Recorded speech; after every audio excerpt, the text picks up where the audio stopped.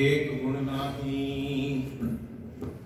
अमृत छाड़ बिखै बिख खाही माया मोह परम पै भूले सुत दारा स्यों प्रीत लगाई एक उत्तम पंथ सुनियो गुर संगत तह मिलंत जम त्रास मिटाई एक अरदास पाठ कीरत की गुरु रामदास राखो सरनाई। तख्त जबर दे मालिक साहब श्री गुरु ग्रंथ साहब जीओ आप जी को दंडोत बंदन अनेक बार गुरु पातशाह जी की ग्रह स्वरूप गुरु प्यारी साध संगत जी फतेह प्रवान करो। वाहिगुरु जी का खालसा वाहिगुरु जी की फतेह। ਸਿੰਘਾਂ ਸ਼ਹੀਦਾਂ ਦੀ ਪਾਵਨ ਪਵਿੱਤਰ ਛੋਹ ਪ੍ਰਾਪਤ ਇਸ ਸਥਾਨ ਗੁਰਦੁਆਰਾ ਸਿੰਘ ਸ਼ਹੀਦਾਂ ਵਿਖੇ ਆਪ ਜੀ ਸਿੰਘ ਸ਼ਹੀਦ ਬਾਬਾ ਹਨੂਮਾਨ ਸਿੰਘ ਜੀ ਔਰ ਉਹਨਾਂ ਦੇ ਨਾਲ ਜੋ ਸਿੰਘ ਸ਼ਹੀਦ ਨੇ ਉਹਨਾਂ ਅੱਗੇ ਸ਼ਰਧਾ ਦੇ ਸੁਮਨ ਅਰਪਣ ਕਰਨ उन्होंने अगे अपने अकीदे अर्पण करन हाजिर हो। अज आप जिवें पिछली बार विचारिया सी चाबियां का मोर्चा उसनूं 100वीं वर्षगांठ सी उसकी और इस तरह उस लड़ी दे विच आपां जे अगे चलते हैं ਤਾਂ 1923 ਦੇ ਵਿੱਚ ਇੱਕ ਮੋਰਚਾ ਸਿੰਘਾਂ ਨੇ ਹੋਰ ਲਗਾਇਆ ਸੀ ਜਿਸ ਨੂੰ ਆਪਾਂ ਆਪਣੀ ਅਰਦਾਸ ਦੇ ਵਿੱਚ ਵੀ ਸ਼ਾਮਿਲ ਕੀਤਾ ਹੈ। ਅਰਦਾਸਾਂ ਵਿੱਚ ਵੀ ਆਪਾਂ ਕਹਿੰਦੇ ਹਾਂ ਜੈਤੋਂ ਜੀ ਦੇ ਸ਼ਹੀਦ ਸਿੰਘਾਂ ਸਿੰਘਣੀਆਂ ਮਾਈਆਂ ਭੁਜੰਗੀਆਂ ਬੀਬੀਆਂ ਦੀ ਕਮਾਈ ਦਾ ਧਿਆਨ ਧਰ ਕੇ ਬੋਲੋ ਜੀ ਵਾਹਿਗੁਰੂ। ਇੱਥੇ ਵੀ ਆਪਾਂ ਸ਼ਹੀਦਾਂ ਦੀ ਧਰਤੀ ਤੇ ਬੈਠੇ ਹਾਂ ਔਰ ਅੱਜ ਆਪਾਂ ਗੱਲ ਵੀ ਸ਼ਹੀਦਾਂ ਦੀ ਹੀ ਕਰਨੀ ਹੈ। ਸ਼ਹੀਦਾਂ ਦੇ ਪ੍ਰਥਾਏ ਔਰ ਜੋ ਉਸ ਮੋਰਚੇ ਦੇ ਵਿੱਚ ਸ਼ਹੀਦ ਹੋਏ ਨੇ ਉਹਨਾਂ ਪ੍ਰਥਾਏ ਆਪਾਂ ਆਪਣੀ ਸ਼ਰਧਾ ਦੇ ਸੁਮਨ ਵੀ ਅਰਪਿਤ ਕਰਾਂਗੇ। ਸੋ ਜੈਤੋਂ ਦੇ ਮੋਰਚਾ ਤਕਰੀਬਨ 2 ਸਾਲ ਚੱਲਿਆ ਹੈ। ये मोर्चा 9 जून 1923 ਵਿੱਚ शुरू होके 6 अगस्त 1925 तक चलता रहा और इन्हां 2 सालों ਦੇ ਵਿੱਚ ਸਿੰਘਾਂ ने अपने हौसले नहीं घेरे। शहीदियां ਹੁੰਦੀਆਂ ਰਹੀਆਂ तशद्दद ਹੁੰਦੇ ਰਹੇ तसीहे सहते रहे लेकिन अडिग अडोल और जिस अकीदे प्रथाएं उन्होंने मोर्चा विढ़िया सी वो मोर्चे में संपूर्ण करके हिस्सा लिया। ये साडी तस्वीर रही है जी। हुणे भी आपां देख के हटे हैं तकरीबन साल तो वध मोर्चा चलिया किसानां दा। उदों तक पैर नहीं छड़े किसानां ने जितनी देर तक कानून रद्द नहीं हो गया। उस दे विच सब तो वड्डा योगदान आप जी दी कौम दा है, सिख कौम दा। और ये मोर्चा जदों हुण आपां शुरू करिए गलबात इस ते विचार आपां करिए यह मोर्चा महाराजा रिपू दमन सिंह नूं अंग्रेज सरकार गद्दियों लाउणा चाहुंदी सी और लाहिया। उस तो यह मोर्चा शुरू होता है। इत्थे भी जो शहीद हुए ने इस स्थान ते वो भी अंग्रेजां दे कारण और वो भी एक रियासत के कारण पटियाले की रियासत। चौखट जे आप इस चीज़ का थोड़ा जा वेख लीए तो तारा भी जुड़दियां ने। महाराजा भुपिंदर सिंह उदों शासक सी पटियाला रियासत का, और इस दी नाभा रियासत के नाल बनती नहीं सी। नाभे के महाराजा सन सरदार हीरा सिंह, जो महाराजा रिपू दमन सिंह जी के पिताजी सन। महाराजा हीरा सिंह बहुत धर्मी कर्मी सी, सिक्खी दे विच बड़े परपक्क सन, और उन्होंने साहिब श्री गुरु गोबिंद सिंह जी साहब जी के प्रथाएं एक सरोवर और गुरुद्वारा साहिब बनवाया सी, जिसका नाम गंगसर गुरु का बाग गंगसर साहिब रखा गया। और उन्होंने तो बाद उन्होंने सपुत्र विच भी ओही गुरती चली रही। उन्होंने पुत्र ने जो ताजपोशी हुई महाराजा हीरा सिंह तो बाद, तो उन्होंने अपनी ताजपोशी दौरान सिख रिवायतों का पालन किया। जो सिक्खी दे विच जिवें सिक्खी दे विच अकीदे हन, उस तरह अपनी ताजपोशी करवाई, ना कि कोई मनमात की। यह चीज अंग्रेजों को ना गवारा हो गुजरी, क्योंकि वो चाहते सी साडे मुताबिक चलिया जाए, अंग्रेजों मुताबिक चलिया जाए। लेकिन महाराजा रिपू दमन सिंह जी ने वो ना अपनाया, सिख रिवायतों अनुसार अपनी ताजपोशी करवाई। इस तो बाद जिवें आपको पहलों भी विचारिया, पिछले हफ्ते चाबियां के मोर्चे दौरान जो श्रोमणी गुरुद्वारा प्रबंधक कमेटी ने जित हासिल की सी, और श्रोमणी गुरुद्वारा प्रबंधक कमेटी होंद विच आई सी 1920 दे विच। 1921 दे विच ननकाना साहब का साका वापरदा है, जिस दौरान बड़ियां शहीदियां होंदियां ने, और उस दी वरेगंढ दौरान उस नूं याद करन हित श्रोमणी गुरुद्वारा प्रबंधक कमेटी ने सिख संगतां नूं अपील की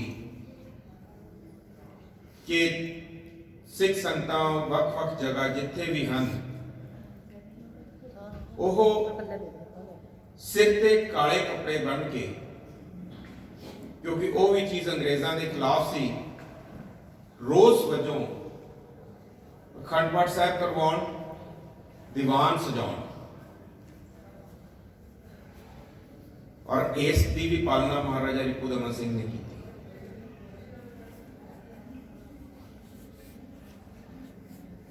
उन्होंने भी सिर ते काले कपड़े बन के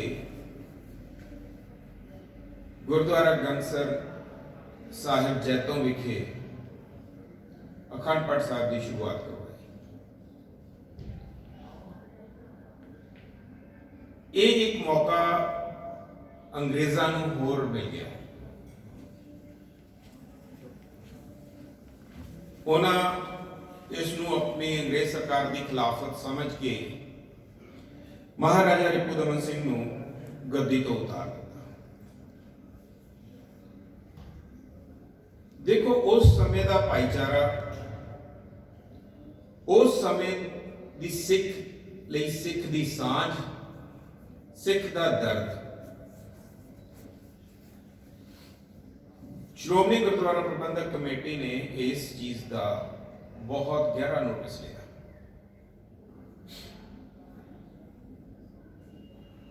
इसके खिलाफ उन्होंने महाराजा रिपू दमन सिंह जी के हक दे विच संगतां नूं भी अपील की कि मुजाहरे करो, रोस प्रदर्शन करो, महाराजा रिपू दमन सिंह के हक दे विच और अंग्रेज सरकार के खिलाफ। जदों ये रोस मुजाहरे होने लगे जी, तो कुदरती सी अंग्रेज सरकार ने सिखां के खिलाफ होना ही सी। तशद्दद भी होंदे रहे, जिथे भी मोर्चे लगते थाई थाई मते पास होए। एक महाराजे दी रियासत नूं कायम करने लई पूरी सिख कौम नाल हो तुरी। 25-26 अगस्त का वाक़ा है जी 1923। उस तरह का मुजाहरा, उस लड़ी दे विच मुजाहरा हुंदा है जैतों विखे। मुजाहरे दौरान अखंड पाठ साहब की शुरुआत जो होंदी है और उस दी शुरुआत तो बाद अंग्रेज सरकार की करती है जी, तकरीबन यह 25 नूं अखंड पाठ साहब शुरू होंगे ने। 26 तरीक की गल है, 26 अगस्त 1923। चलते अखंड पाठ साहब नूं हथियारबंद पुलिस ने, अंग्रेज पुलिस ने रोक दिता। अज भी जो साहब श्री गुरु ग्रंथ साहब पातशाह की कोई बेअदबी गल होंदी है, सिखां दे मन रूंद रह जाते हैं। उदों भी अजिहा ही होया। और जो पाठी सिंह सन, ग्रंथी सिंह सन, पाठ कर रहे ज्ञानी इंदर सिंह जी और महाराज के पावन स्वरूप, दोनों नूं अंग्रेज सरकार ने चुक लिया और ज्ञानी इंदर सिंह नूं गिरफ्तार कर लिया। इस ते रोस ते होना ही सी, विरोध भी होना सी। मता पास किया गया श्रोमणी गुरुद्वारा प्रबंधक कमेटी दे विच कि साहब श्री गुरु ग्रंथ साहब जी की जो बेअदबी हुई है, अखंड पाठ साहब जो खंडन होए ने और महाराजा रिपू दमन सिंह नूं जो गद्दियों लाहिया गया है, उस प्रथाएं एक सुर दे विच फैसला लिया गया कि 25-25 सिंघां दे जत्थे भेजे जाण जैतों विखे। रोजाना भेजे जाण, उदों तक भेजे जाण जदों मुड़ के साहब श्री गुरु ग्रंथ साहब जी की शानो शौकत बहाल होवे और अखंड पाठ साहब शुरू हो। पहला 25 सिंघां दा जत्था साहब अकाल तख्त साहब तो अरदास करके रवाना हुंदा जी और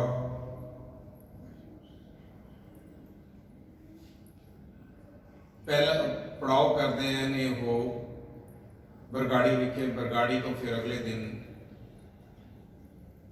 रवाना हुंदा जत्था।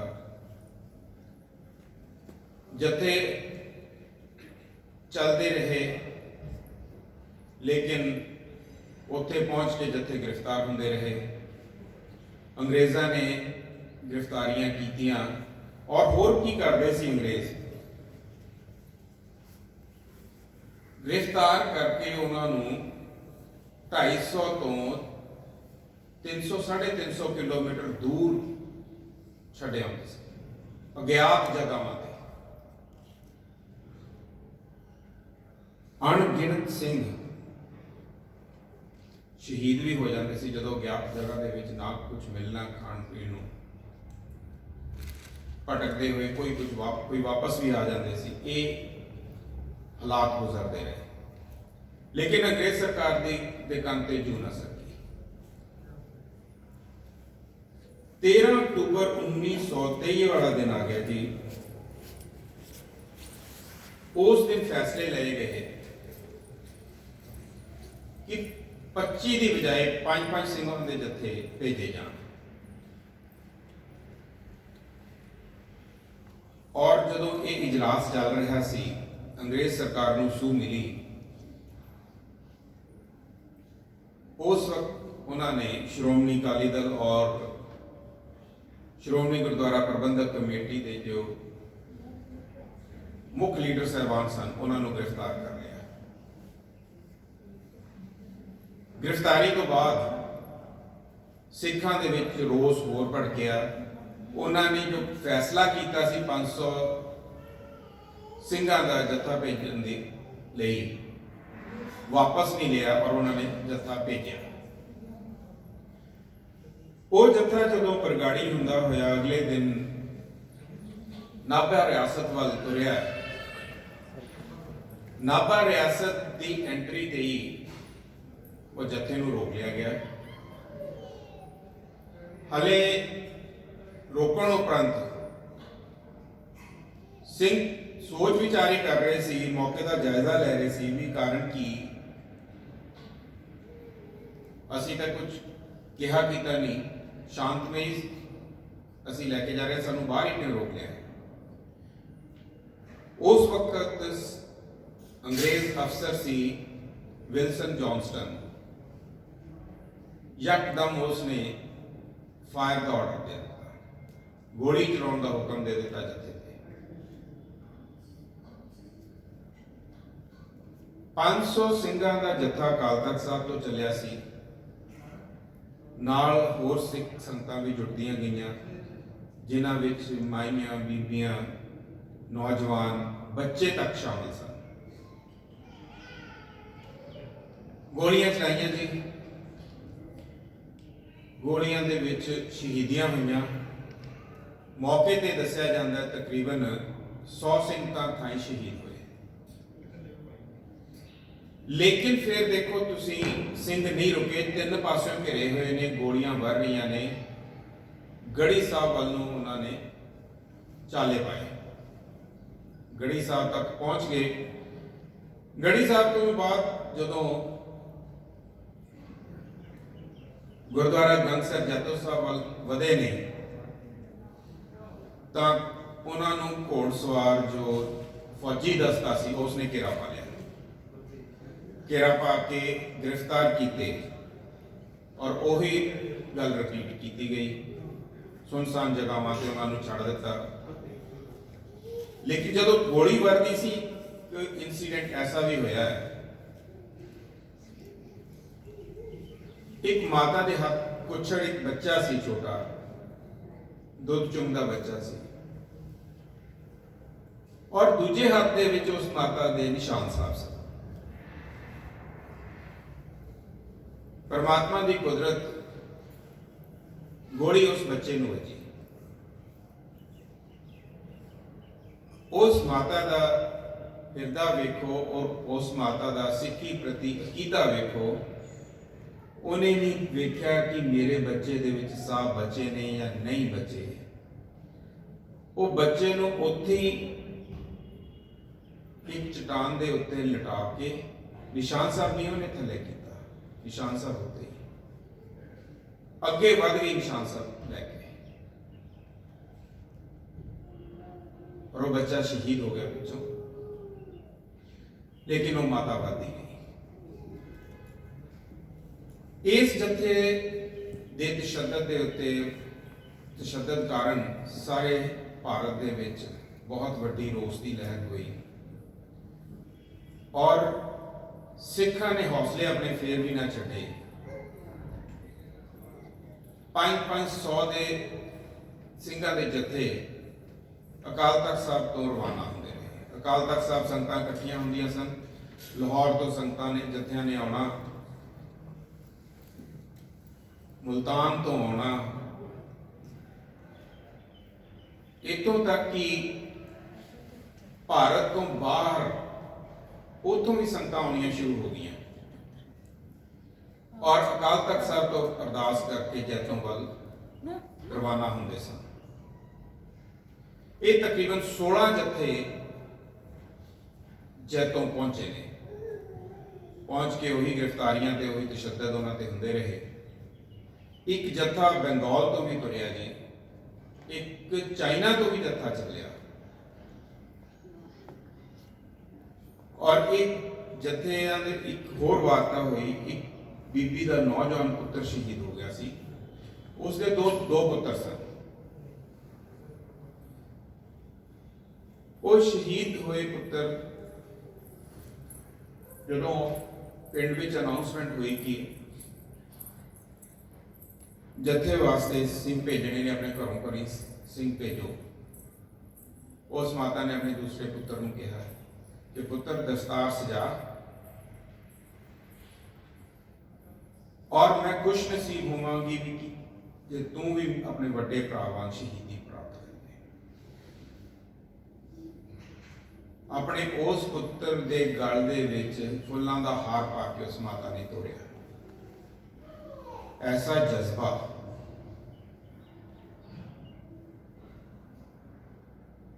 और ऐसी गुरती साडी कौम दे विच साहिबजादे याद आ जाते हैं जदों अजिहियां घटनावां सिख जगत दे विच वापरदियां ने। 16 जत्थे जी इस तरह पहुंचे ने उत्थे जैतों पहुंच के गिरफ्तारियां देंदे रहे। शांतमई, किसी ने डांग नहीं चक्की किसी ते, जो अंग्रेज फौज कुटदी सी तां कुट खा लैंदे सी, और कुछ सिंह रस्तियां दे विच भी शहीद हो जाते सी। पैंडा लंबा हुंदा, आपां भी देखिया किसान मोर्चे दौरान कितने शहीद हुए ने, 700 तो वध शहीदियां हुई ने। इसी तरह इस मोर्चे दौरान कुल शहीदियां 200 तो वध सन। जदों ये काम चलता रहा, अंग्रेज सरकार को सोचना पिया कि ये रोस होर ज़्यादा बढ़ जाएगा तो कंट्रोल तो बाहर हो जाएगा, क्योंकि जत्थे बाहरलियां स्टेट्स के विचों भी आने शुरू जदों हो गए। दिन आ गया जी 6 अगस्त 1925 का, जिस दिन अंग्रेज नूं झुकना पिया जिस दिन, और अंग्रेज अफसरां ने आप आके साहिब श्री गुरु ग्रंथ साहिब जी की शानो शौकत बहाल की, और अखंड पाठ साहब दोबारा शुरू हुए। इस तरह वो मोर्चा सिंघां ने जितया। उस दिन तो बाद साडियां अरदासां विच शामिल होया जैतों जी दे शहीद सिंघां ਸਿੰਘਣੀਆਂ माइयां चंगियां बीबियां की कमाई का ध्यान तक के बोलो जी वाहिगुरू। ये ऐसी की गुरती है सिख कौम दे विच जो मौत तो नहीं डरता, और जो मौत तो नहीं डरता, सब तो वड्डा डर किसी नूं जे देना होवे तां मौत का डर है। जिसने मौत के डर नूं काबू पा लिया, उस दे अगे दुनिया झुकती है। जो मौत तो डरदा है, उस दे आले दुआले होर डर भी पैदा हो जाते हैं। जो मौत तो डरदा है, वो रिश्वत भी ले सकता है। जो मौत तो डरदा है, वो किसी लालच विच भी आ सकता है। जो मौत तो डरदा है, वो किसी का गुलाम भी हो सकता है। सिख कौम इसे करके गुलाम नहीं हो सकती किसी की।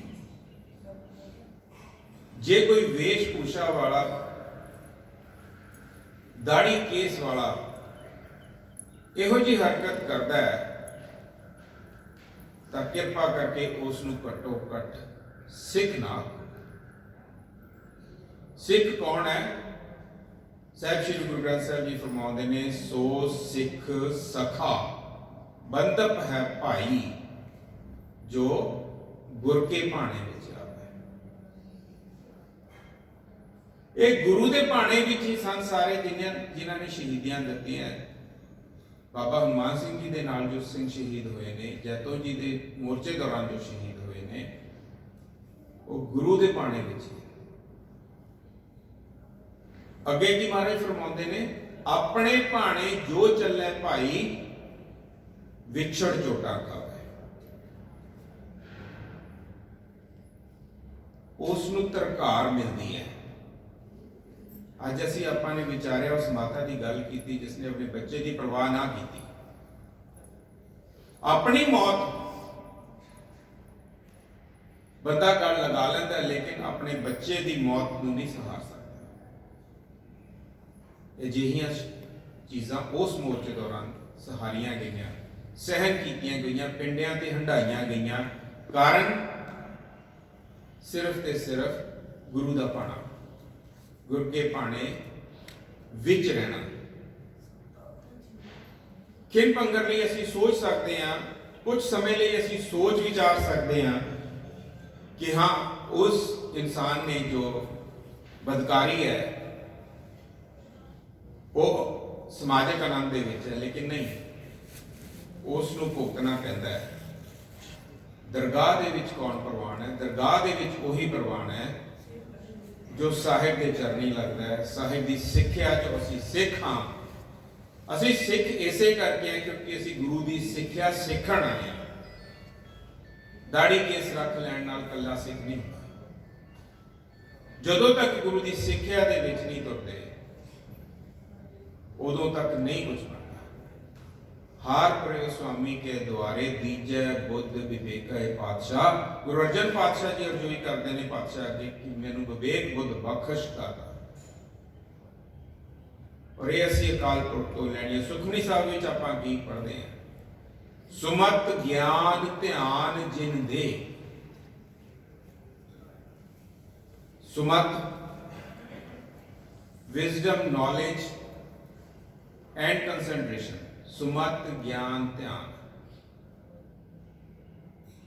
ਇਹ ਤਿੰਨੋਂ ਹੀ ਚੀਜ਼ਾਂ ਜੀ ਜੋ ਸਾਨੂੰ ਡਰਾਈਵ ਕਰਦੀਆਂ ਨੇ। ਲੈਣੀਆਂ ਕੀ ਤੋਂ ਨੇ? ਜਿਨ ਦੇ ਜਨ ਦਾਸ ਨਾਮ ਧਿਆਵੈ ਸੇ, ਇਸ ਤੋਂ ਲੈਣੀ ਹੈ।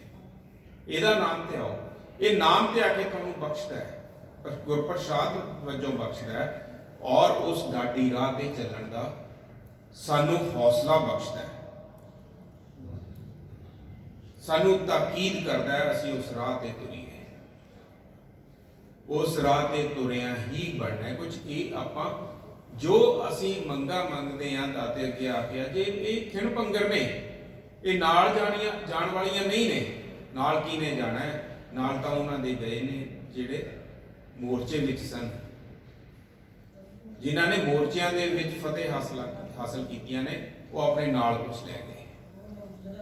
ਸੋ ਅਰਦਾਸ ਕਰੀਏ ਦਾਤੇ ਅੱਗੇ ਕਿ ਪਾਤਸ਼ਾਹ ਸਾਨੂੰ ਵੀ ਉਹ ਅਕਲ ਬਖਸ਼, ਉਹ ਸੁਮਤ ਗਿਆਨ ਧਿਆਨ ਦੇ, ਤਾਂ ਕਿ ਅਸੀਂ ਵੀ ਉਸ ਰਾਹ ਦੇ ਉੱਤੇ ਚੱਲ ਸਕੀਏ ਜਿਨ੍ਹਾਂ ਰਾਹਾਂ ਦੇ ਉੱਤੇ ਚੱਲ ਕੇ ਪਰਮ ਪਦਵੀਆਂ ਪ੍ਰਾਪਤ ਹੁੰਦੀਆਂ ਨੇ।